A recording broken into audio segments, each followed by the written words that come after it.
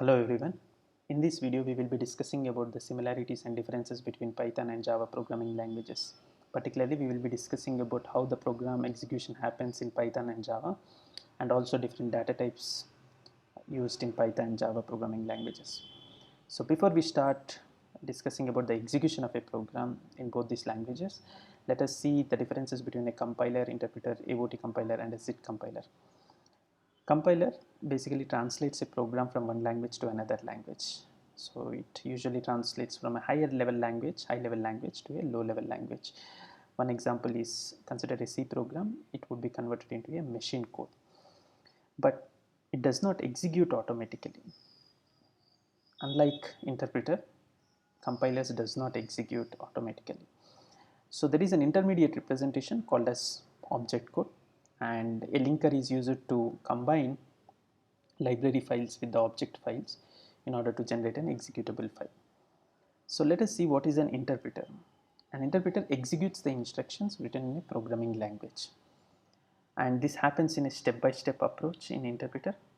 And in languages like Java, source code is first compiled to an intermediate representation called as bytecode, and interpreter basically takes this bytecode and interprets and executes the program. So this happens using the Java virtual machines. We'll be discussing in the next slides about how this is being executed. So ahead of time compilation, it is similar to the normal compilation except that in Java this is equivalent to converting a Java bytecode to a native system machine code. So if we see in Java programming language, one of the important aspect which we consider in Java programming language is portability, and therefore it is important to have a representation where it works across different configuration, and Java bytecode does that.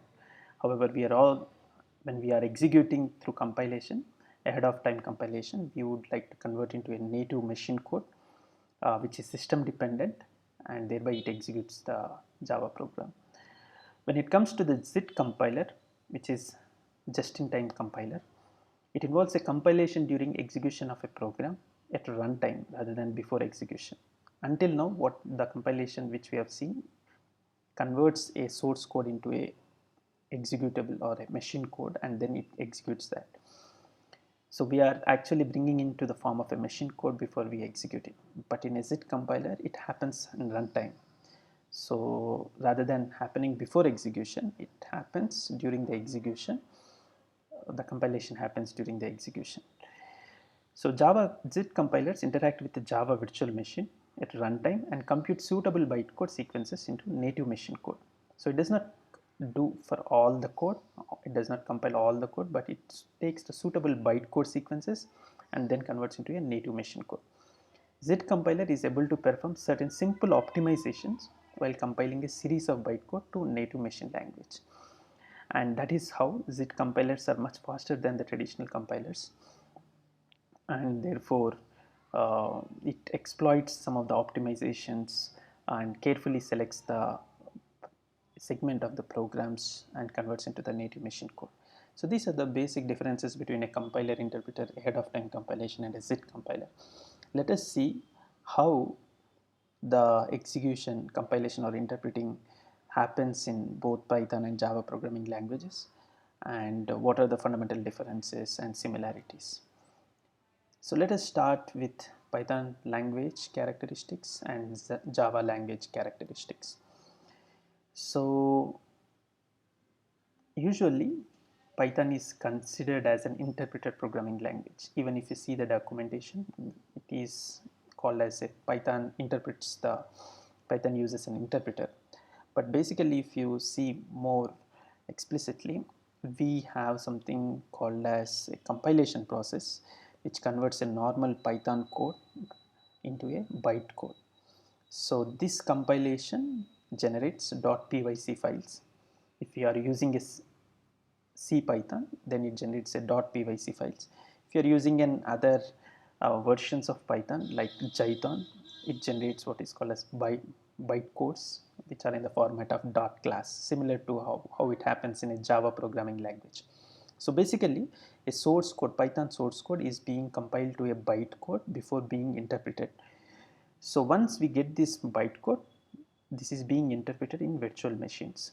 So there is also another approach which some of the versions of Python takes into consideration, which is just-in-time compiler. And just now we have seen that just-in-time compiler is faster, as it uses certain optimization during the compilation. So if it follows, if it interprets the program, then and we already know that interpreting means the executing a program. So this bytecode will be executed, and thereby we get the output. Whereas if it is following just-in-time compiler, then it generates a machine code because it's a compilation. So this machine code is being executed in a native system. But whole of this thing happens under virtual machines, and so this is the in total of how a Python program is getting executed. So rather than just interpreting, it compiles into a bytecode, and later it gets interpreted and then interpreted and executed. So this is what happens in a Python language. Let us see different versions of Python and how it interprets or executes the program. First, consider CPython. This is the default Python. When we download a Python software from the official website, what we are downloading is CPython, and this is being executed using Python virtual machine, and the Python interpreter interprets the bytecode and generates the output. It also extensively uses the libraries which are written in C language, for example like the famous NumPy library, which is written in C language, and therefore it is called a CPython, and it interprets the libraries which are written in C language and thereby executes the program. There is another version of Python which is called as PyPy, which is written completely in Python program language. Therefore, the libraries which are written in C language are not completely compatible with the PyPy, and it uses Zit compiler, and therefore it is faster than traditional interpreters or compilers. So there is another version which is called as Zython. So in Zython, the execution happens in a Java framework. That means the Python code is converted into a Java bytecodes, and these Java bytecodes are being executed or interpreted in a Java virtual machine. So all the libraries which are related to Java, which are typically stored in dot class format, can be utilized in while executing in Zython. And there is also an IronPython, which is a .NET framework, and the libraries which are written in .NET or C# language can be utilized in IronPython. And here what we call as Common Language Infrastructure, CLI, is the framework under which the IronPython works. So these are different variations in Python, but the default one which people generally use is CPython. And this is how the execution happens in a Python programming language. Let us now see how the execution happens in a Java programming language. So in Java, we have Java source code called as which ends with .java, and this is being converted or compiled to a Java bytecode. And this compilation happens through Java compiler, and this compilation generates dot class files, and these bytecodes are being interpreted in virtual machine, in a Java virtual machine. And it can also apply just-in-time compiler, which we have seen that just now. So both these executions happen in under a Java virtual machine. In JIT compiler, it generates a native machine code, and later it executes that native executes the native code. When I say native, it means that it is dependent on the system. And in a normal interpreter, we will be using what is called as JVM interpreter, Java Virtual Machine Interpreter, and execution happens directly and it generates the output. So these are it's almost similar to how we see in Python and Java. More or less it is nearly same, except that the formats are different, and also so the terminology and different variation we have in Python, different variations of Python language, but basically both follows the interpreting and both utilizes virtual machine concept, virtual machines for execution. Okay, and let us see some of the basic differences between Python and Java programming languages. The differences comes in typing. Unlike Java, which uses static typing, Python is dynamically typed and does not have any primitive data types. So therefore, Python interpreter has more work and slow as compared to Java. So in the next slide, I'll be discussing in more detail about what are different primitive data types which lie in Java. Basically in Python, we don't have any primitive data types. Since we don't have any primitive data types, interpreter has to understand by itself what data type it belongs to by seeing the value. So which means that Python interpreter needs to do a lot of work as compared to another languages. In Java, since there are primitive data types, it by the interpreter does not need to do much work, so it is slightly faster than a Python language. But the good thing about Python is, if when we see in a user point of view, it is much easier as compared to Java programming language, since we don't need to explicitly give the type of the data type. So these are some of the similarities and differences in terms of execution between Python and Java programming language. Let us now see the differences in data types. So Python data types and Java data types. So any variable in Python is a reference to an object of a particular class type. So in Python, variable, every data type is an object of a particular class, and therefore a variable is just a reference to that object of a particular class. So there are different types of objects, and broadly they can be categorized into two types: mutable objects and immutable objects. And in the data types like list, set, and dictionary comes under the category of mutable objects. And the definition of mutability, or the main function of mutability is given as follows, which is if an object gets modified by its internal methods, then the changes are reflected across all objects referencing to the same content. For example, if you consider a list,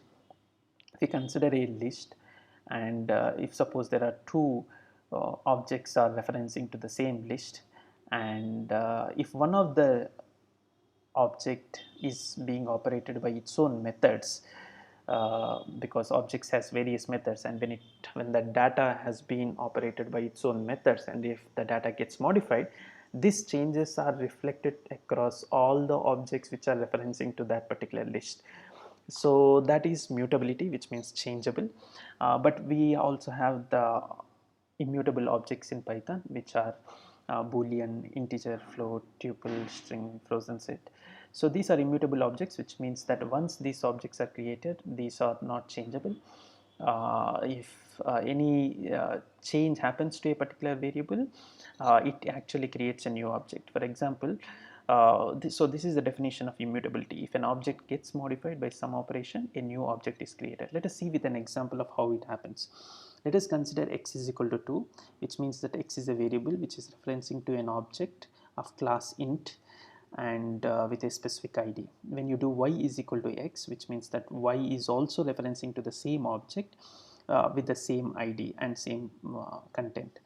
But when you do y is equal to y plus 1, which means y is getting modified, then y will not reference to the same object because integers are immutable.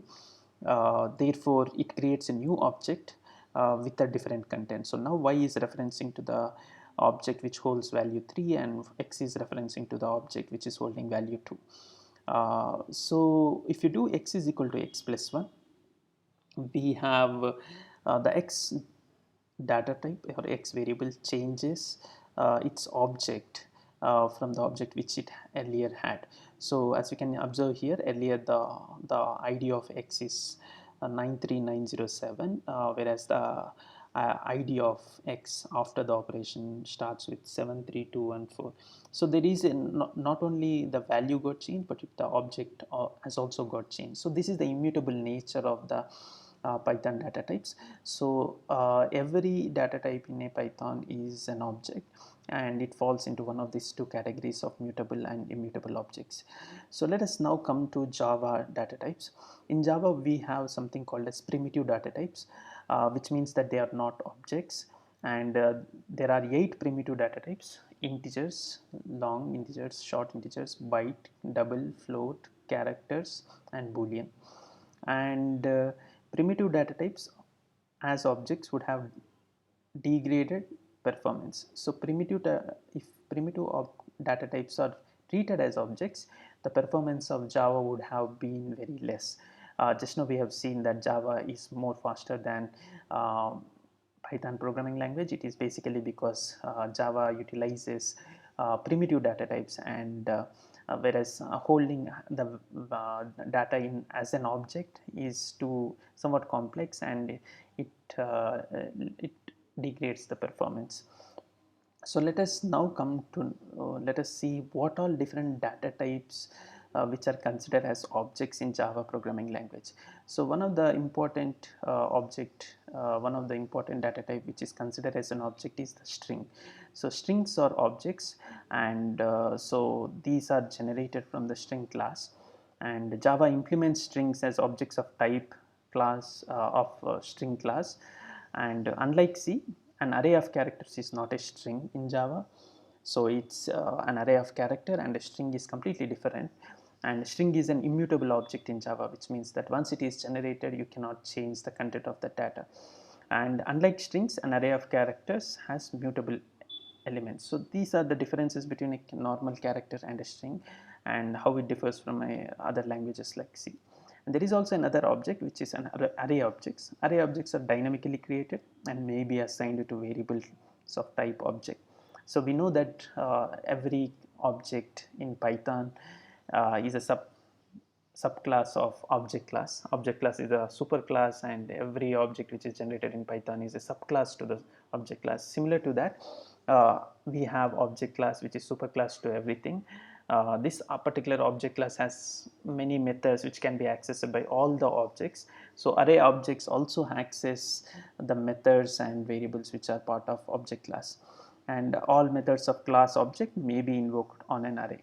So these are the basic differences, or these are different objects data types which lie in Java, and the primitive data types which lie in Java. And there is differences in terms of data types, but in terms of execution we see more or less Python and Java follow the same approaches in during execution.